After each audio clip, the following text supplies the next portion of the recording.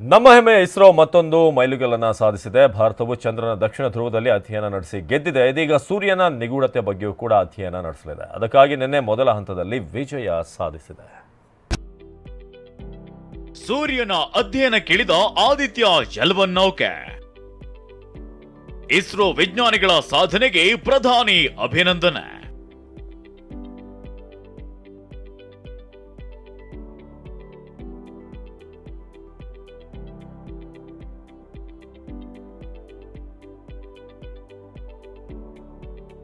ಸೌರಮಂಡಲದ ಅಧಿಪತಿ ಸೂರ್ಯನ ಅಧ್ಯಯನಕ್ಕೆ ಇಸ್ರೋ ಕೈ ಹಾಕಿತ್ತು. ಅದರಂತೆ ಕಳೆದ ವರ್ಷ ಸೆಪ್ಟೆಂಬರ್ 2ರಂದು ಸೂರ್ಯನ ಅಧ್ಯಯನಕ್ಕಾಗಿ ಆದಿತ್ಯ ಎಲ್1 ಉಡಾವಣೆ ಮಾಡಲಾಗಿತ್ತು. ಬರೋಬ್ಬರಿ 126 ದಿನಗಳ ಬಳಿಕ ಸೂರ್ಯ ಮತ್ತು ಭೂಮಿಯ ನಡುವಿನ ಲ್ಯಾಗ್ರೇಂಜ್ ಪಾಯಿಂಟ್ L1 ಅನ್ನ ಆದಿತ್ಯ ತಲುಪಿದ್ದಾನೆ. ಇಲ್ಲಿಂದಲೇ ಇನ್ಮುಂದೆ ಆದಿತ್ಯ ಎಲ್1 ನೌಕೆ ಸೂರ್ಯನ ಮೇಲ್ಮೈ ಬಗ್ಗೆ ಅಧ್ಯಯನ ನಡೆಸಲಿದೆ. ಆದಿತ್ಯ ನೌಕೆ ನಿಗದಿತ ಸ್ಥಳ ತಲುಪುತ್ತಿದ್ದಂತೆ ಪ್ರಧಾನಿ ಮೋದಿ ಇಸ್ರೋ ವಿಜ್ಞಾನಿಗಳ ಸಾಧನೆಗೆ ಅಭಿನಂದನೆ. ಮೆಲ್ವಿನ್ ಲಿವಿಸ್ ಹಂದಿ ಸಾಕಾಣಿಕೆ ಮಾಡಿ ವರ್ಷಕ್ಕೆ 1 ಕೋಟಿ ಗಳಿಸ್ತಿದ್ದಾರೆ. ನೀವು ಕೂಡ ಅವರಿಂದ ಕಲಿಬೇಕಾ? ಅವ್ರ ಜೊತೆ ವಿಡಿಯೋ ಕಾಲ್ ನಲ್ಲಿ ಮಾತಾಡಬೇಕಾ? ಈಗಲೇ ಫ್ರೀಡಮ್ ಆಪ್ ಡೌನ್ಲೋಡ್ ಮಾಡಿ ತಿಳಿಸಿದ್ದಾರೆ.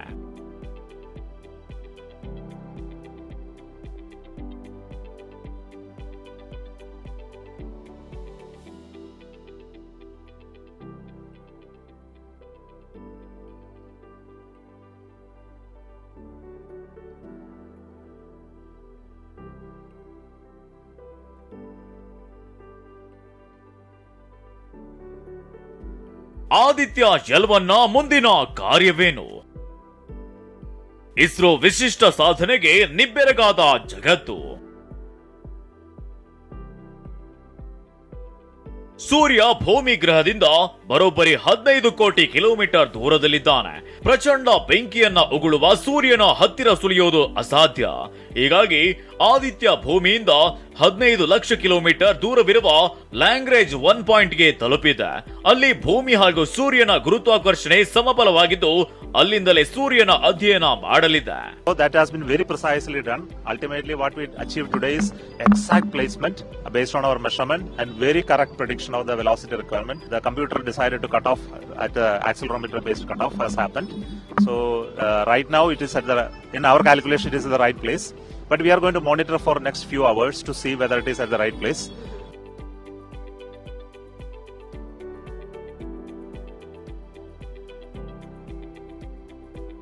ಸೂರ್ಯನ ಕೋರ್ನಲ್ಲಿ 15 ದಶಲಕ್ಷ ಡಿಗ್ರಿ ಸೆಲ್ಸಿಯಸ್ ತಾಪಮಾನ ಇರಲಿದ್ದು ಫೋಟೋಸ್ಪಿಯರ್, ಕ್ರೋಮೋಸ್ಪಿಯರ್ ನಲ್ಲಿ ತಾಪಮಾನ ಕಡಿಮೆ ಇದೆಯಂತ ಆದಿತ್ಯ ಅಧ್ಯಯನ ನಡೆಸಲಿದೆ. ಜೊತೆಗೆ ಸೂರ್ಯನ ಹೊರಪದರ ಕೊರೋನಾದಲ್ಲಿ ವಿಪರೀತ ತಾಪಮಾನದ ಬಗ್ಗೆಯೂ ಮಾಹಿತಿ ಕಲೆ ಹಾಕಲಿದೆ.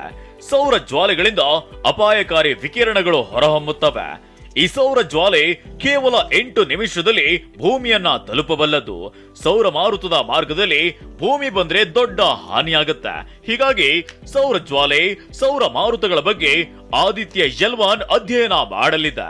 ಇದರಿಂದ ಸೌರ ಮಾರುತಗಳ ಹುಟ್ಟು, ವೇಗ, ತೀವ್ರತೆಯನ್ನ ಅಂದಾಜಿಸಬಹುದು. ಆದಿತ್ಯ ನೌಕೆಯು ಸೂರ್ಯನ ಮೇಲ್ಮೈ ಅಧ್ಯಯನವನ್ನ ಮಾಡಲಿದೆ. 7 ಪೇಲೋಡ್ಗಳನ್ನ ಅಳವಡಿಸಲಾಗಿದೆ. ಸೂರ್ಯನ ವಿಕಿರಣ, ಕಣ ಮತ್ತು ಕಾಂತೀಯ ಕ್ಷೇತ್ರಗಳನ್ನ ಅರ್ಥ ಮಾಡಿಕೊಳ್ಳಲು ಸಹಾಯ ಮಾಡಿ ದತ್ತಾಂಶ ಒದಗಿಸುತ್ತದೆ. ಹೀಗಾಗಿ ಇಸ್ರೋ ಸಾಧನೆಗೆ ಜಗತ್ತೇ ನಿಬ್ಬೆರಗಾಗಿದೆ. ದೆಹಲಿಯಿಂದ ಹರೀಶ್ ಜೊತೆ ಪೂರ್ಣಿಮಾ, TV9 ಬೆಂಗಳೂರು.